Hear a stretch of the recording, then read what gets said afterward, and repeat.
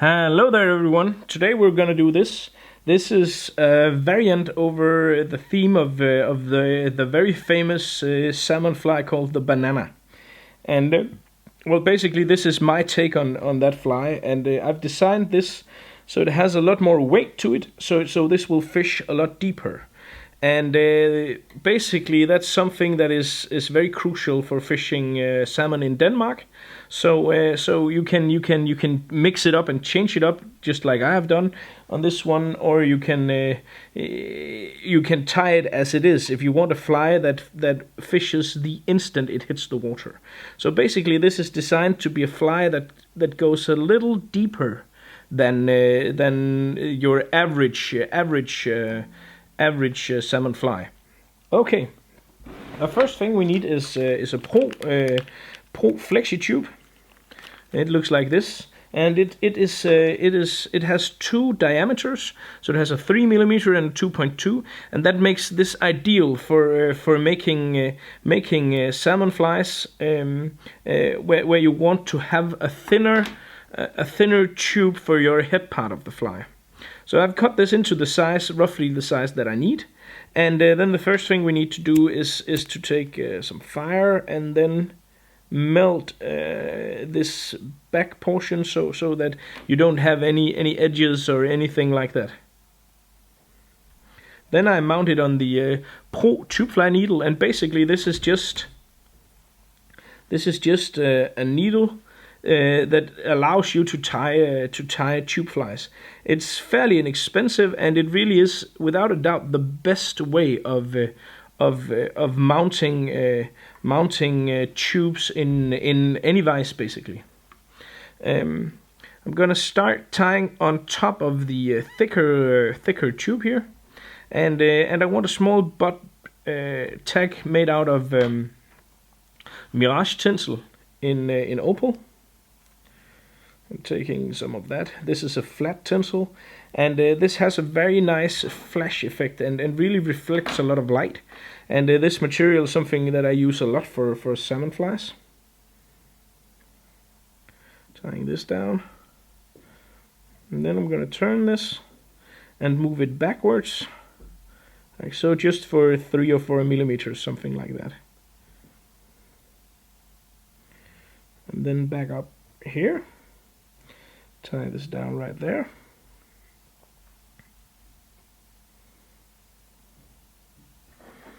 And then I'm going to cut off this. And in order to make this stick there and be sure that this will not unwind when you're fishing, you can just add a small amount of Sabagap to this. Just a small amount. That will keep everything in place. Like that.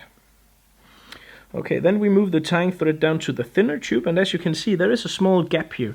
It's not that big, but there is a small gap, and that really doesn't matter, because now we're going to cover that with the first of our hackles. This is a complete fur from a golden pheasant, and I use these reddish feathers that are on the shoulder quite a lot for a lot of different things. But these yellow feathers are not used for that much. But in order to give this the right dirty yellow look, as the banana fly have, I'm going to use some of these yellow feathers. I'm going to use 2 of these, so I've just picked those 2 out. And basically I just pull off the sides here with all the fluffy stuff. We don't need that. Then I fold all the fibers that I'm going to need. I'm going to fold those backwards. So I'll have the tip here free. And then I'm going to tie it down in the tip so the upside, the most yellow side, is facing towards me. That will give the feather here the right angle, angling backwards, kind of like a collar. Hold everything back while I turn this. Fold everything back, so as to ensure that the fibers are aligned in the right direction, in the right way, like this.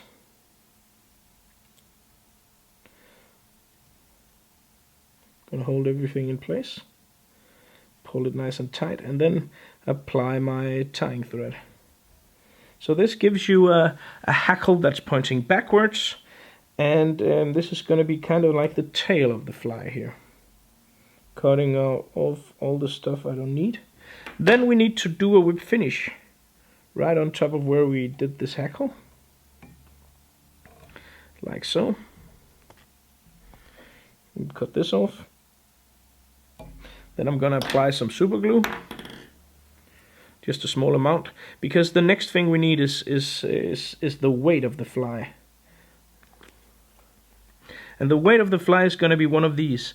This is a tube bead from Pro Sportsfisher that has quite a lot of weight. And as you can see, when I push this over here, the gap is going to be completely covered. The hackle is going to be more pointing backwards, kind of like a tail that is all the way around, which is the effect we're going for. And then it sticks there. So this will, in general, give this fly a more streamlined look. Reattach the tying thread, and then I'm gonna do another hackle of this golden pheasant in the dirty yellow color scheme, exactly the way I did the first one.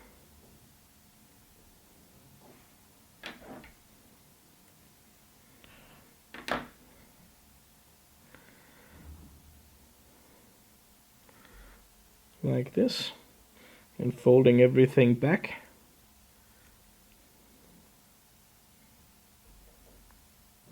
And maybe 2 turns of this is sufficient.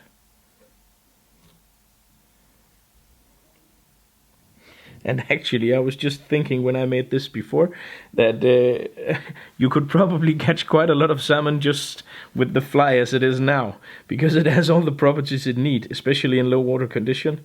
It has some very nice and lively hackles. It has some weight to really get it down, and the color scheme yellow is really a good one. I must say, in all the years I've been fishing for sea trout and salmon, then one thing, maybe the 2 most important things I've learned is small is often better, and yellow is often the best. At least that's my experience. Yellow is really an awesome color for both salmon and spawning sea trouts. Then I'm gonna take some Arctic fox in clear yellow to give this the banana theme. I'm gonna take a portion of this. And because I do not want these longest hair here, I'm gonna take those out. That is simply to kind of make this fly not too big. Of course, if you really want a large fly, then leave those in, because those will look great in when you're tapering the wing here. So I have about a wing that is about this size. This is pretty good. I'm gonna remove all of those short, fluffy hairs as well. And really, preparations of your wings is one of the most crucial parts of making good-looking salmon flies. And then I'm gonna tie this down on top, not using that many turns of the tying thread. And as you can see, now you have the wing here. It's gonna be slightly longer than the hackle that is most behind. And when you're gonna cut this leftover stuff off, if you twist it, it gets a lot easier to actually get really close to where you tied it down. And of course, it helps to have some good scissors. These are some new scissors we got in the shop. Really awesome scissors at a very good price. They are very similar to the Chemco scissors. The difference is these are cheaper, and I'm fairly certain that they are, well, let's just say it this way. It looks exactly like the Chemco scissors. It even weighs the same as the Chemco scissors, and it is basically identical. but it does not have the Chimco brand on there, and I'm not sure if it's produced from the same place. But I must say it's so similar. It just cost about half the price of the Chimco one. So definitely some very, very awesome scissors. I have the Chimco laying over here as well. So I have both the scissors. Well, actually, they're quite similar. Okay. Then we need some wing and flesh in golden, and this material is very lively. It's kind of like very thin, very lively, but still fairly durable flesh material that we're gonna have on top here to move in the current. But we're not gonna add too much, because too much flesh can be a problem. So basically, not a very, very large amount. As you can see, this is probably even too much. Gotta put out one more strand, two more maybe. And now I have a fairly small amount of yellow, not yellow, but gold wing and flesh. Gonna add that. Try to distribute it so it's all the way around here. It's kind of on the shoulders and distributed all the way around the wing. Use 2 turns to tie that down, and as you can see, it's a bit too long, but I'm gonna trim that into the appropriate size after the flies. Oh, we can do that now, like so. I don't like to have, very long flesh strands just hanging behind the fly. I don't think that looks good. It's just, maybe it's just superstition, I don't know, but it's something that I don't want for my salmon flies. Then I'm gonna take a clear yellow soft hackle feather. As always, I recommend that you get a full settle, a full Feathermaster settle, because you'll get more you'll get more value for your money. But in the material kits, I often add the Metz Hackles packages, which are more cheap, but there is not as many usable feathers in that package. But the price is also, of course, quite different. But the reason why I add the packages instead of the full saddles is simply to keep the price of the material kits down, so that it's easier for fishermen to get the complete material kit without having to spend too much money. So then I'm gonna turn this hackle here. Again, I'm gonna fold everything back as I go along. And what a hackle like this, a front hackle like this, does is basically it adds to the drop shape of the entire fly, but it also helps you cover up your head. As you can see now, I have completely covered my tying thread with this hackle here, and this allows me to make flies that looks better. So if ever you're having trouble and you think your head is too big or something like that, you can basically just tie a small front hackle in front of it, and this will help you cover the head and give your fly that more satisfactory look. Oh crap. I'm gonna save that with my hackle plier here.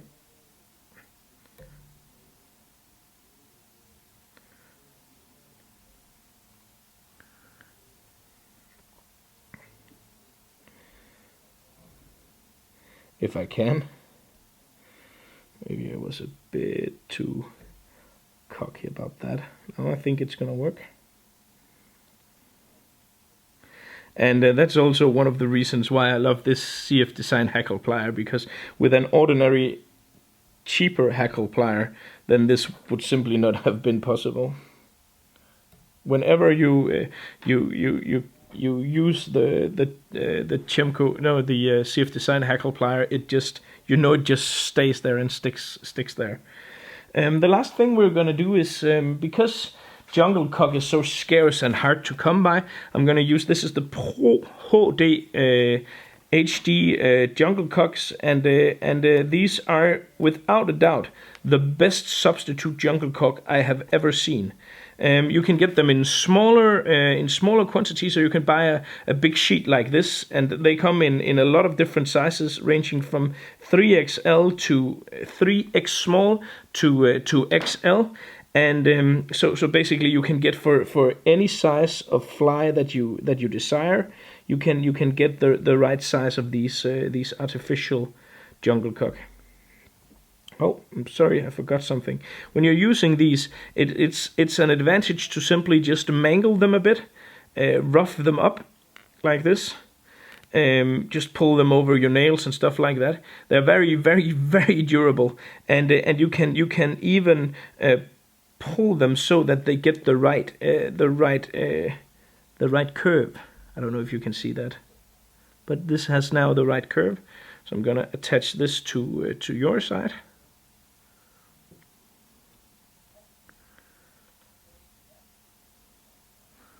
Like so. And as you can see, it really looks awesome. And it also looks good in the water. I'm gonna do that to the same thing to the other one.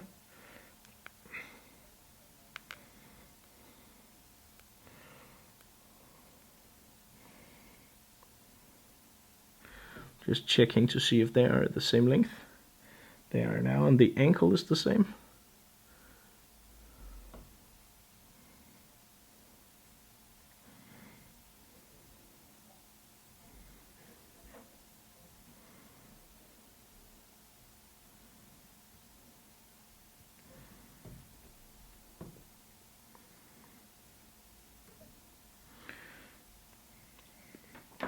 Like that. Then I'm gonna do my whip finish. And then to cover my head and all the rest here, and also to give it a nice shiny finish and a cool looking end. I'm gonna see if this looks nice. It really does with the gold cone head. Also from Pro, of course. Gonna add some saber gap to this. And then basically just push your cone head on top of everything. Really apply some pressure to this. And there you have it. The banana variant. A nice salmon fly that I'm looking forward to seeing this swim. This is my take on how you could make a fast, fairly easy fly in the color scheme of the banana that has some more weight, which will make this fish better fast. So thank you again for watching. Remember, you can get the full material kit as always in my shop. And also, if you haven't subscribed to the channel already, it would mean a lot to me if you would do so. So thank you for watching, and good luck out on the waters. See you around.